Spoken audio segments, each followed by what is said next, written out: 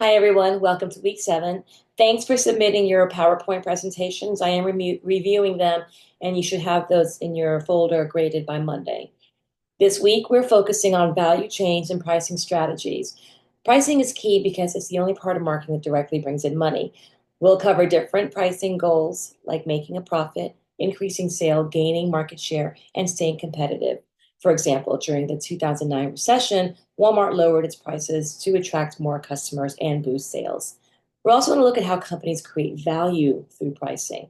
Disney is an example in the sense that it charges higher tickets for their rides because users cannot get that experience anywhere else. So to help connect these ideas, make sure that you are taking a look at the reading and the video that's in our folder for week 7. And I've also shared a link for a Patagonia ad in the week update that you're watching right now.